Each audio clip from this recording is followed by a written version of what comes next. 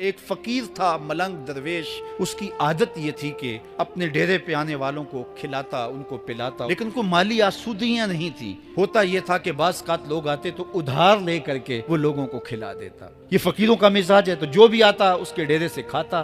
وقت آخر آ گیا، جن لوگوں نے ادھار دیا تھا وہ سارے تقاضا کرنے آ گئے۔ اب بابا جی کو کیا فکر لاحق ہے کہ یہ میرے مہمان اور میں ان کو کچھ پیش کرنے کی صلاحیت نہیں رکھتا۔ ایک بچہ تھا، وہ کچھ سامان بیچ رہا تھا، پتیسا بیچ رہا تھا یا کوئی اور چیز بیچ رہا تھا۔ کہا تم بیچ رہے ہو تو میرے مہمانوں کو کھلا دو۔ تو سارا ان مہمانوں کو کھلا دیا گیا، اور اس کے بعد کہا بابا جی پیسے؟ کہا تم بیٹھ جاؤ، جب ان کو ملیں گے تو تجھے بھی مل جائیں گے۔ وہ بیٹھ گیا، 2 4 10 منٹ بیٹھا تو بچہ تھا، پھر کھڑا ہو گیا، بابا جی پیسے؟ میری ماں میرا انتظار کر رہی ہے، ہمارے گھر کا چولہا اسی سے جلتا ہے، میں یہ پیسے لے کر جاؤں گا اور ہم شام کا گھر کا کوئی سلسلہ کریں گے۔ کہا بیٹا جب ان کو ملے گا تو تجھے بھی مل جائے گا۔ بچے نے رونا شروع کر دیا۔ یتیم بچہ تھا، اس کا سارا آسرا یہی تھا۔ جب بچہ رویا اللہ کی رحمت کو جوش آیا۔ کوئی مرید نذرانہ لے کے ان بزرگوں کے پاس آ گیا، وہ اتنے پیسے تھے کہ اس بچے کو بھی دیے، جتنے لوگ آئے تھے سب کا قرض چکایا۔ کہا جاؤ گھروں کو۔